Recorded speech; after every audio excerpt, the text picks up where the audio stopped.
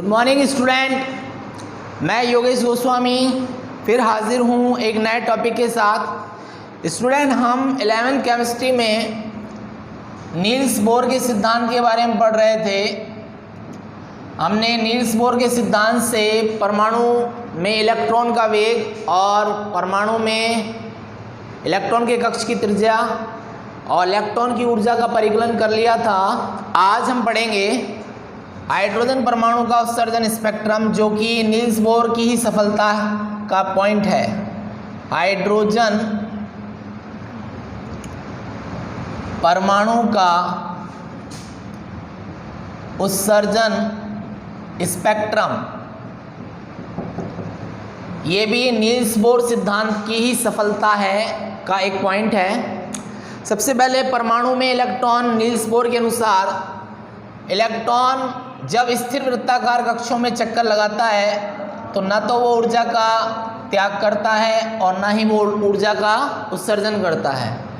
कब करता है ऊर्जा का अवशोषण? जब कोई इलेक्ट्रॉन लो लेवल से हाई लेवल में जाता है, और जब कोई इलेक्ट्रॉन हाई लेवल से लो लेवल में आता है तो ऊर्जा का उत्सर्जन करता है। और ऊर्जा का उत्सर्जन और अवशोषण प्लैंक की क्वांटा ऊर्जा की छोटी छोटी इकाइयों के रूप में होता है, जिसे क्वांटा या फोटोन कहते हैं। अर्थात जब कोई इलेक्ट्रॉन निम्न ऊर्जा स्तर से उच्च में जाएगा तो ऊर्जा को अवशोषित करेगा, और उच्च ऊर्जा से निम्न ऊर्जा में आएगा तो ऊर्जा उत्सर्जित करेगा। ठीक है स्टूडेंट, हाइड्रोजन परमाणु का उत्सर्जन स्पेक्ट्रम क्या होता है कि स्पेक्ट्रम जो होता है क्या होता है कि जब परमाणु लो लेवल से हाई लेवल में या हाई लेवल से लो लेवल में आता है तो ऊर्जा का अवशोषण और उत्सर्जन विकिरणों के रूप में होता है। इन विकिरणों को जब हम किसी फोटोग्राफिक प्लेट पर डालते हैं या रिकॉर्डर पर डालते हैं तो जो पट्टियां प्राप्त होती हैं उसे हम कहते हैं स्पेक्ट्रम। ये स्पेक्ट्रम दो प्रकार के होते हैं। एक होता है उत्सर्जन स्पेक्ट्रम। उत्सर्जन स्पेक्ट्रम क्या होता है कि जब कोई इलेक्ट्रॉन हाई लेवल से लो लेवल में आता है तो वो ऊर्जा को उत्सर्जित करता है। हाई लेवल से लो लेवल में आता है तो ऊर्जा को उत्सर्जित करता है, और उत्सर्जित ऊर्जा को, ये जैसे मान लो उत्तेजित अणु है, हाई लेवल से लो लेवल में आया कोई इलेक्ट्रॉन, हाई लेवल से लो लेवल में आया कोई इलेक्ट्रॉन, ठीक है, तो उस ऊर्जा उत्सर्जित हुई। तो उस उत्सर्जित ऊर्जा को हम एक प्रतिदर्श में से गुजारते हैं। पहले प्रतिदर्श में से, ठीक है, सैंपल में से गुजारते हैं। सैंपल में से गुजरने के बाद हम उस उत्सर्जित ऊर्जा को प्रिज्म में से गुजारते हैं। प्रिज्म, ठीक है, ये प्रिज्म होता है, ये कैल्शियम कार्बोनेट कैल्साइट का बना होता है। प्रिज्म में से गुजारने के बाद ये क्या करता है, उस विकिरण का वर्ण विक्षेपण कर देता है। तो इस प्रकाश विकिरण को 7 रंगों के विकिरणों में विभाजित कर देता है। तो प्रिज्म में से निकलने के पश्चात इन विकिरणों को हम रिकॉर्डर पे प्राप्त करते हैं, फोटोग्राफिक प्लेट पर या रिकॉर्डर पे उसका बिंब प्राप्त करते हैं, उसका चित्र या उसका डायग्राम प्राप्त करते हैं। तो ये जो डायग्राम होता है इसे ही हम स्पेक्ट्रम कहते हैं। यहाँ जो रिकॉर्डर पे जो डायग्राम प्राप्त होता है उसे ही स्पेक्ट्रम कहते हैं, और ये उत्सर्जन स्पेक्ट्रम होता है। ठीक है, उत्सर्जन स्पेक्ट्रम में जब कोई इलेक्ट्रॉन, ये नाभिक है, हाई लेवल से लो लेवल में आता है, उच्च ऊर्जा स्तर से निम्न ऊर्जा स्तर में आता है,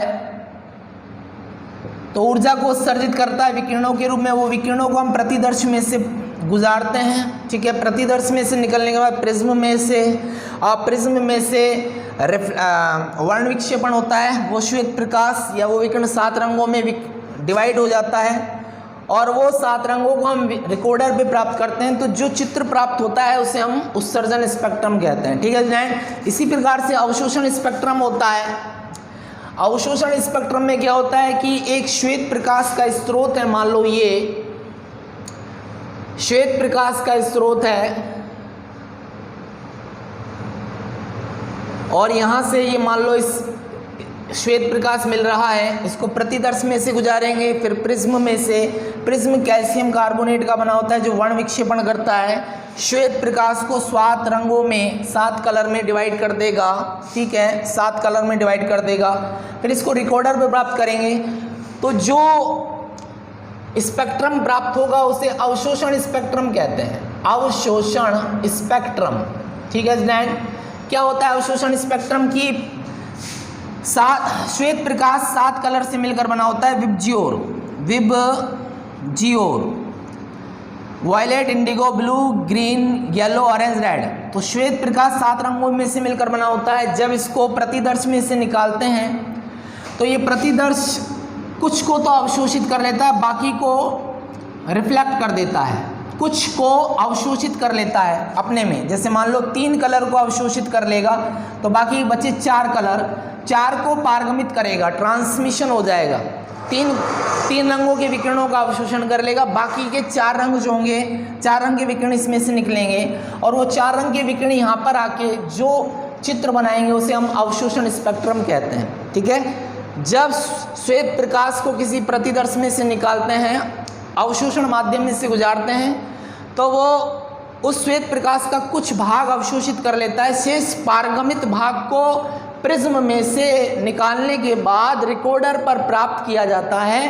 तो वो जो चित्र बनता है वहाँ पर उसे अवशोषण स्पेक्ट्रम कहते हैं। ठीक है स्टूडेंट, उसके बाद हम बात करेंगे हाइड्रोजन परमाणु का उत्सर्जन स्पेक्ट्रम। ये स्पेक्ट्रम के टाइप थे। अब हाइड्रोजन परमाणु का उत्सर्जन स्पेक्ट्रम जो है, इसमें क्या होता है, इसमें मैंने बता दिया हाई लेवल से लो लेवल में या लो लेवल से हाई लेवल में जाता है तो विकिरणों का उत्सर्जन पट्टियों के रूप में होता है, या विकिरणों की जो श्रेणियां होती हैं तो 5 प्रकार की श्रेणियां प्राप्त होती हैं।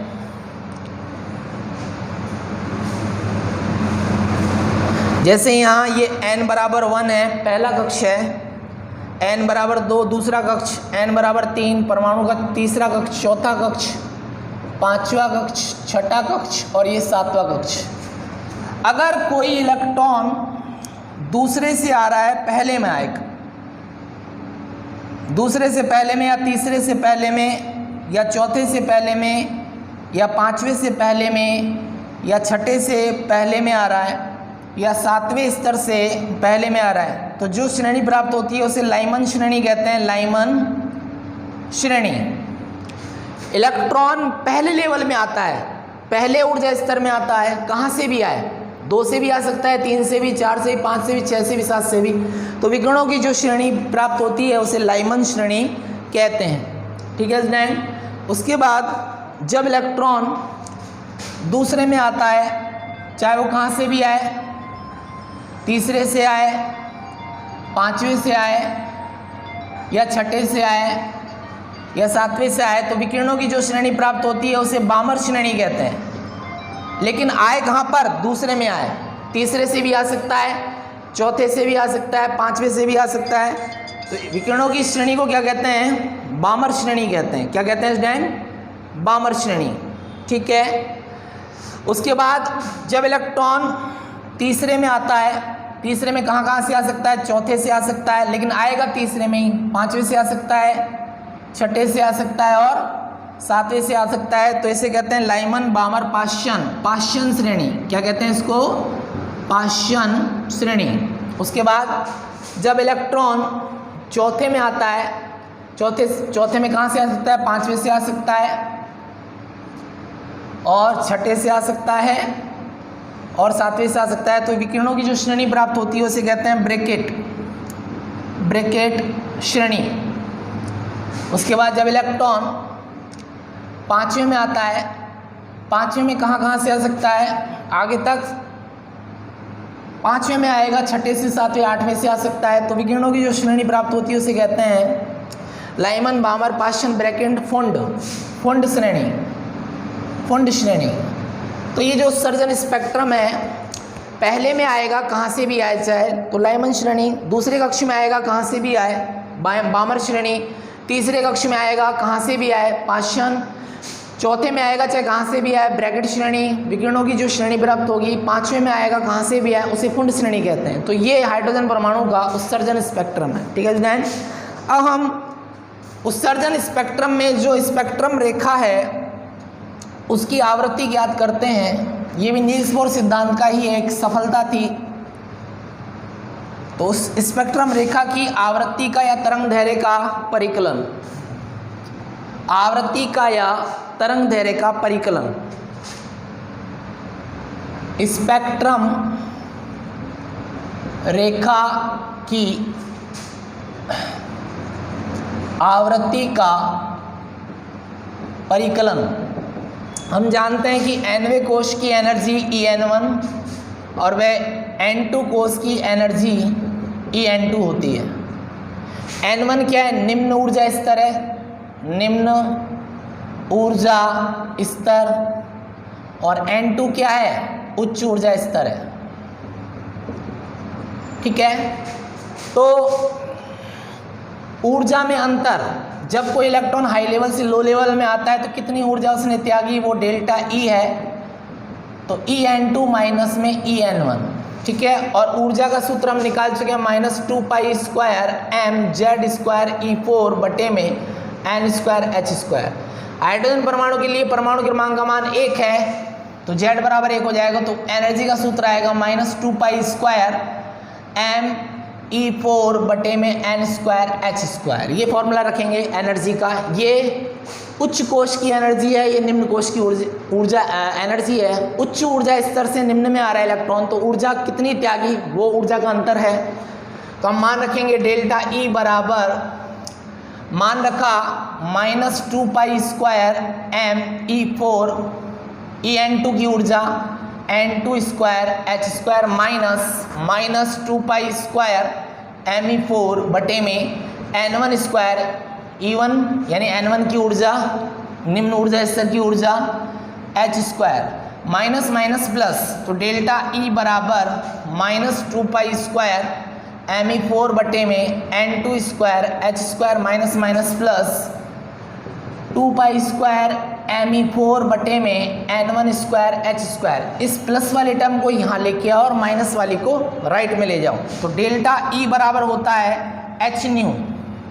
h यहाँ प्लांक स्थिरांक है, न्यू प्रकाश की आवृत्ति है, तो इसको यहाँ लेके आओ, और न्यू बराबर होता है c बटे लैम्डा, प्रकाश का वेग बटे लैम्डा, तो ये हो जाएगा h न्यू की जगह c बटे लैम्डा बराबर, प्लस वाली टर्म को यहाँ लेके आओ, माइनस वाली को वहाँ ले जाओ, तो 2π² m E4 बटे में n1² h² minus 2π² m E4 बटे में n2² h²। कॉमन ले लेंगे, c h बटे में लैम्डा, सी एच बटे लैम्डा कॉमन ले लिया, 2π² m E4 बटे में h², 1 बटे में n1² माइनस में 1 बटे n2²। ठीक है, इस सी एच को हम नीचे लेके जाएंगे तो ये आ जाएगा, इसको यहाँ सॉल्व करते हैं, 1 बटे लैम्डा बराबर होता है न्यू बार तरंग संख्या, और बराबर ये हो जाएगा 2π² m E4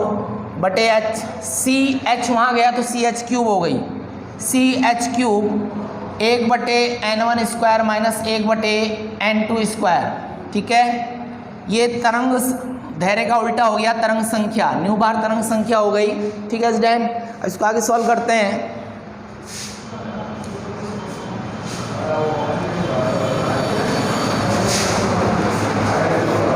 इसको सॉल्व करते हैं, या 1 बटे लैम्डा बराबर न्यू बार, 1 बटे लैम्डा आ जाएगा तो इसका उल्टा कर लेंगे। हमारे पास है न्यू बराबर सी लैम्डा, न्यू बराबर सी लैम्डा। ठीक है, न्यू बराबर सी बटे लैम्डा से हम निकाल लेंगे, पहले हम लैम्डा का मान निकाल लेते हैं, फिर न्यू निकाल लेंगे, आवृत्ति निकाल लेंगे।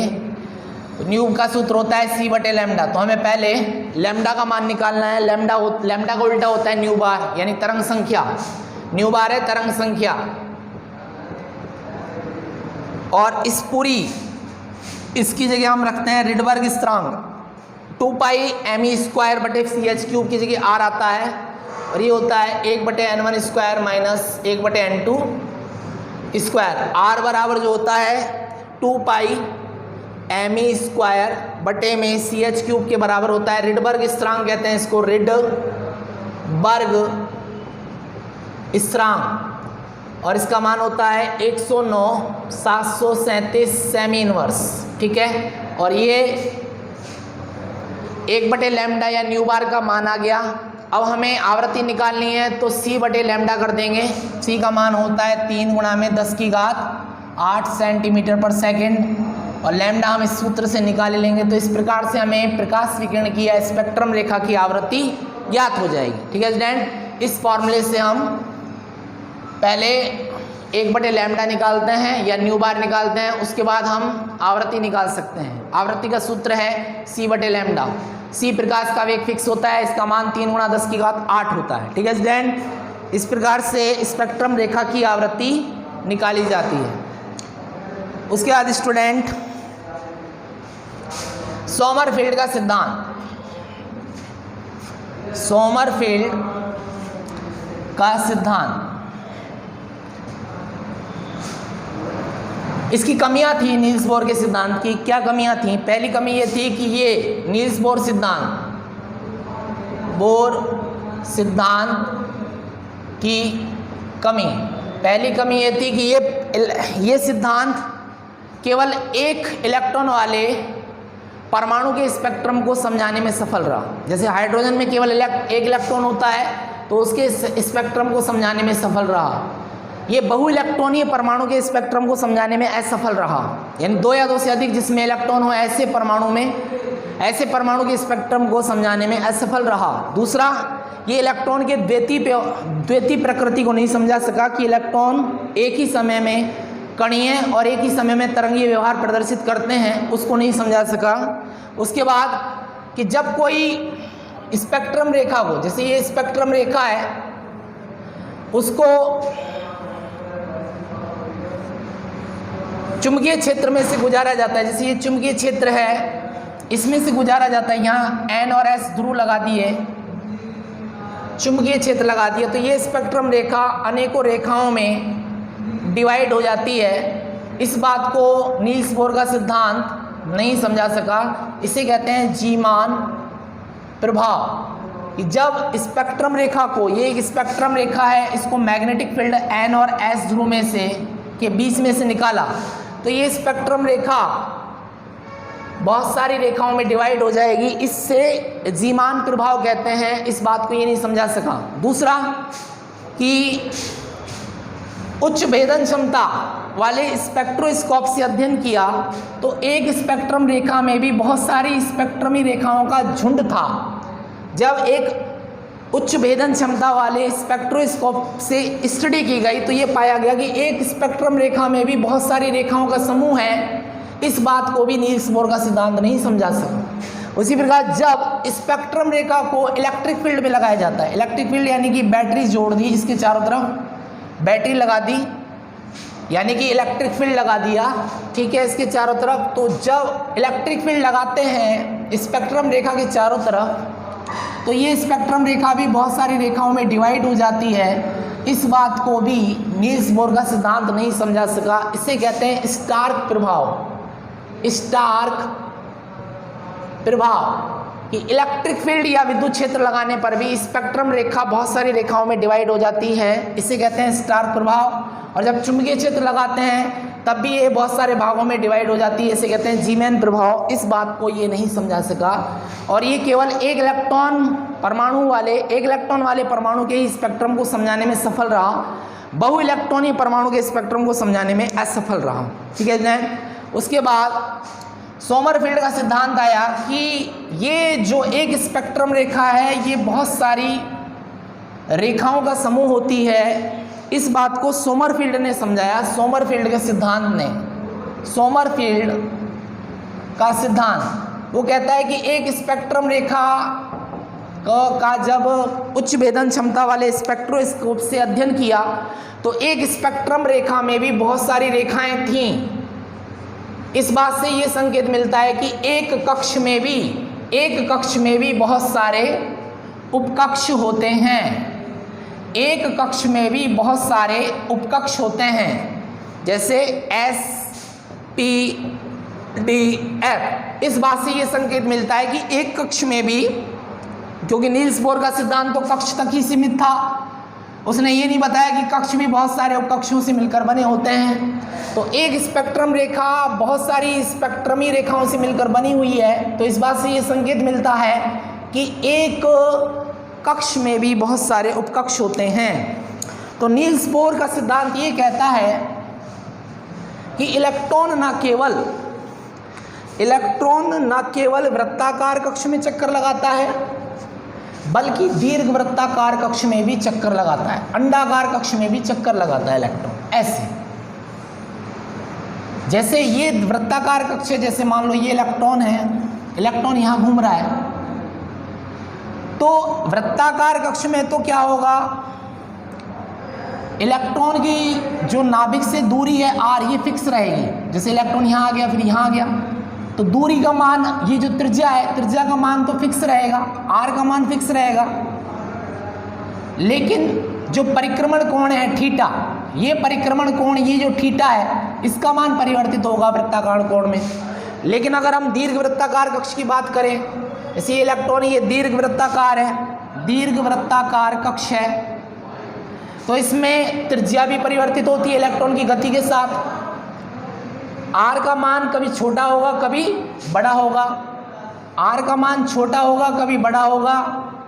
और परिक्रमण कोण जो है, ये परिक्रमण कोण जो है इलेक्ट्रॉन और नाभिक के बीच में, ये जो कोण बन रहा है, इलेक्ट्रॉन की गति है जहाँ स्थिति है और ये नाभिक, ये जो कोण बन रहा है, इसे कहते हैं परिक्रमण कोण। तो दीर्घ वृत्ताकार कक्ष में तो r भी फिक्स नहीं रहती, त्रिज्या भी बदलती है और परिक्रमण कोण का मान भी चेंज होता है, दोनों चेंज होते हैं। लेकिन यहाँ वृत्ताकार कक्ष में r फिक्स रहती है, r फिक्स रहती है और थीटा बदलता है, परिक्रमण कोण बदलता है। ठीक है, यहाँ एक अक्ष होती है दीर्घ अक्ष, ये वाली अक्ष दीर्घ अक्ष होती है, और ये अक्ष जो होती है, ये होती है लघु अक्ष। और ये वृत्ताकार जो पथ है, ये दीर्घ वृत्ताकार पथ का ही एक रूप है। ठीक है स्टूडेंट। तो नील्स बोर का सिद्धांत कहता है कि जो ये नील्स बोर का जो ये कक्ष होता है, जिसे हम n से व्यक्त करते हैं, मुख्य क्वांटम संख्या, मुख्य क्वांटम संख्या यानी n का मतलब कक्ष, मुख्य क्वांटम संख्या, ये दो क्वांटम संख्याओं का योग होता है अकॉर्डिंग टू सोमरफील्ड थ्योरी। मुख्य क्वांटम संख्या n यानी कक्ष, मुख्य क्वांटम संख्या कक्ष त्रिज्यीय क्वांटम संख्या और दिगंशी क्वांटम संख्या से मिलकर बना होता है। मुख्य अकॉर्डिंग टू सोमरफील्ड थ्योरी, मुख्य क्वांटम संख्या यानी कक्ष जो है त्रिज्यीय क्वांटम संख्या और दिगंशी क्वांटम संख्या, ये दिगंशी क्वांटम संख्या है, दिगंशी क्वांटम संख्या, और ये त्रिज्यीय क्वांटम संख्या, त्रिज्यीय क्वांटम संख्या। तो ये जो है ये आश्रित होता है त्रिज्यीय क्वांटम संख्या, ये अनाश्रित होता है। ये त्रिज्यीय क्वांटम संख्या इस पर डिपेंड करता है और ये स्वतंत्र होता है। दिगंशी क्वांटम संख्या उपकक्ष का निर्धारण करता है, यानी कक्ष भी कुछ उपकक्षों से मिलकर बने होते हैं। तो दिगंशी क्वांटम संख्या का प्रत्येक मान किसको डिपेंड प्रदर्शित करता है, उपकक्षों को। तो जो दिगंशी क्वांटम संख्या होती है k, इसके मान होते हैं 1 से लेके n तक, और nr के मान होते हैं n-1 से 0 तक। ये त्रिज्यीय क्वांटम संख्या है, ये दिगंशी क्वांटम संख्या है। मुख्य क्वांटम संख्या दो क्वांटम संख्याओं का योग होती है। ठीक है स्टूडेंट। जैसे n का मान 4 है, यानी कि कक्षों की संख्या 4 है, और n बना हुआ है त्रिज्यीय क्वांटम संख्या और दिगंशी क्वांटम संख्या। तो k के मान क्या होंगे, 1 से लेके n तक होंगे। तो 1 2 3 4, 1 से लेके n क्या 4, और nr के मान क्या होंगे, n-1 से 0 तक होंगे, n-1 से 0 तक। तो n-1 यानी 4 में से गया तो 3 2 1 और 0, ये किसके मान है, त्रिज्यीय क्वांटम संख्या के मान है। ठीक है स्टूडेंट। उसके बाद कि जब कोई इलेक्ट्रॉन दीर्घ वृत्ताकार कक्ष में चक्कर लगाता है ये, तो इलेक्ट्रॉन की नाभिक से दूरी भी परिवर्तित होती है, दूरी चेंज होती है, दूरी चेंज होगी तो उसका वेग भी परिवर्तित होगा, वेग चेंज होगा, और वेग चेंज होगा तो उसका आपेक्षिक द्रव्यमान भी चेंज होगा, आपेक्षिक द्रव्यमान भी चेंज हो जाएगा आपेक्षिकता के सिद्धांत के अनुसार। जब कोई इलेक्ट्रॉन नाभिक के चारों ओर दीर्घ वृत्ताकार कक्ष में चक्कर लगाता है तो उसकी डिस्टेंस चेंज होती है लगातार, फिर उसका डिस्टेंस चेंज होने से उसका वेग कम होता है, वेग भी चेंज होता है, और फिर उसका अपेक्षिक द्रव्यमान भी चेंज होता चला जाता है। और अपेक्षिक द्रव्यमान चेंज होता है तो वो जो इलेक्ट्रॉन है, इलेक्ट्रॉन के साथ साथ वो कक्ष भी क्या करता रहता है, कक्ष भी अपने पथ से विचलित हो जाता है, पथ से थोड़ा खिसक जाता है, इसे कहते हैं अयन गति। जैसे ये नाभिक है तो इलेक्ट्रॉन भी अपने पथ भी अपने स्थान से खिसक जाता है इस प्रकार से, इसे कहते हैं अयन गति। इलेक्ट्रॉन के साथ वो पथ भी खिसक जाता है अपने कक्ष से, पथ, वो जो कक्ष है वो अपने पथ से, कक्ष भी खिसक जाता है अपने स्थान से। इलेक्ट्रॉन भी गति कर रहा है तो पथ भी गति करने लगता है, इसे कहते हैं अयन गति। क्या कहते हैं इसको? अयन गति। ठीक है स्टूडेंट, इस प्रकार से नील्स बोर की कमी को दूर किया सोमरफेल्ड के सिद्धांत ने, लेकिन इसकी भी बहुत सारी कमियां थी। ये कक्षक की अवधारणा नहीं दे सका, ठीक है। और इलेक्ट्रॉन में उपकक्ष कितने होते हैं, इलेक्ट्रॉन उपकक्ष किस आकृति के होते हैं, इनके बारे में एक्सप्लेन नहीं कर पाया, ठीक है। इलेक्ट्रॉन की द्वितीय प्रकृति को ये नहीं समझा पाया, ठीक है। तो ये सोमरफेल्ड का सिद्धांत था जिसने ये सिद्ध किया कि एक कक्ष भी बहुत सारे उपकक्षों में डिवाइड होता है, ठीक है स्टूडेंट। आज का वीडियो हमारा यही है। कुछ प्रॉब्लम्स हो तो कमेंट बॉक्स में डालिए और मेरे चैनल को सब्सक्राइब कीजिए। Thank you so much student.